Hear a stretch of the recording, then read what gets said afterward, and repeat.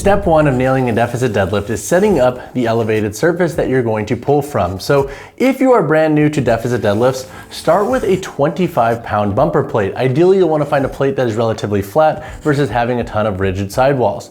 If you are a little bit more accustomed to deficit deadlifts, you can hover between a 35 or 45 pound plate and even kind of scale up from there depending on your goals. But again, if you are new to this movement, start lower and then ease in. So for example, for 3 to 4 weeks, pull off of a 25 pound plate. Once you get used to this movement and how it changes your form, then you can go up to a 35 or 45 pound plate. Step two is assuming a similar stance and setup that you would use with your traditional conventional deadlift. Now with the deficit deadlift, you are going to have more knee and hip flexion. Because you are bringing your feet up, you are going to have to engage the quads a bit more and your knees are going to come forward a little bit more to ensure you're able to still set your back and set your hips accordingly. So while you are going to maintain a similar setup regarding your stance width and your arm length and position, etc., you will notice that you'll have a bit of a change with your knee and hip mechanics. Expect your knee and hips to have more flex to them and be bent a little bit more. The big thing to think about is your hip position and how that's starting. You still want your hips in a position to where they're not shooting up and raising super fast as you break that floor. Step three is bracing accordingly and then starting to drive through the floor to initiate the barbell. So when you are set in a deficit deadlift, you are going to have more quad active in this pull. So it is very important to consider how your knees and hips are tracking. You want them to track together in unison. So if you notice, for example, your hips are shooting up and then you're finishing your deficit deadlift, likely you're sitting your hips too low, bring them up a little bit more and then play with your knee position. But the big thing with step three is making sure that you're driving through the floor and trying to brace so your knees and hips are traveling at the same time and extending at the same time.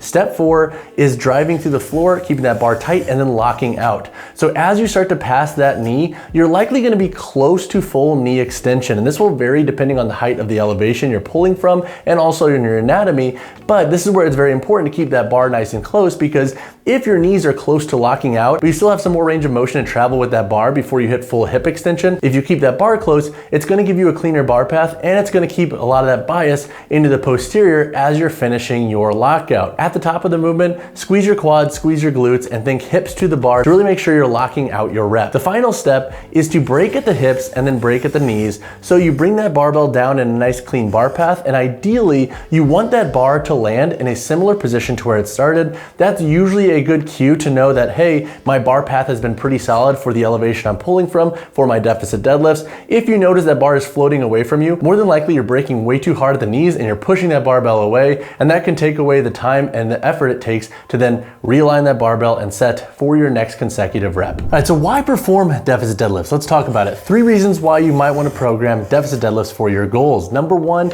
if you find that you're struggling off the floor with your deadlift, deficit deadlifts can be fantastic. You are going to get more quad with this exercise because that elevated platform is going to create more knee flexion. So if you find that your initial breaking of the floor with your traditional deadlift is lacking, deficit deadlifts can be a fantastic tool for creating a positive carryover there. The second reason is you can get an awesome stimulus for both the posterior muscles and quads with this exercise. So outside of just being more biased towards the quads and giving you more strength off the floor, since you are lifting that weight for a larger range of motion, generally deficit deadlifts, especially performed at moderate intensities with higher volumes, they can be fantastic for hitting the posterior muscles, building the quads, and just giving you a sick stimulus across the board regarding focusing on building your muscles required for pulling. The third reason is they're a fun exercise to just play with and explore when you want to build your deadlift mechanics as a whole. I am fucking crazy, but I am free.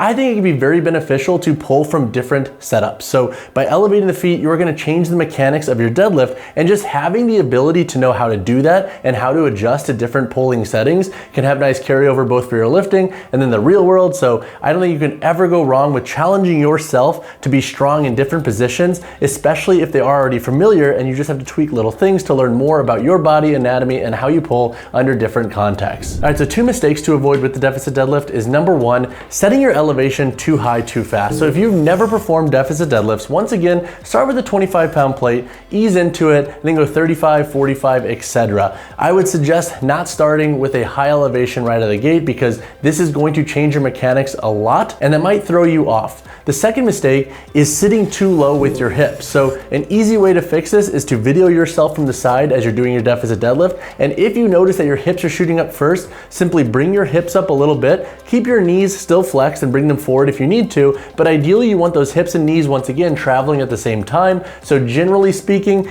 if your hips are shooting up too fast, bring up your hips, and if you want to film this to check if you're setting up correctly and having some consistency with your setup, film yourself from the slide, and you could also do slow-mo to really see your timing between the hips and knees. All right, y'all, hopefully this deficit deadlift guide helped you understand how to perform this exercise, why you should perform them, and some mistakes to avoid. If you have additional questions on this movement, drop a comment down below or reach out to me personally, whichever you prefer. And as always, y'all, drop a like on the video, subscribe to the channel. I'll see you in the next one.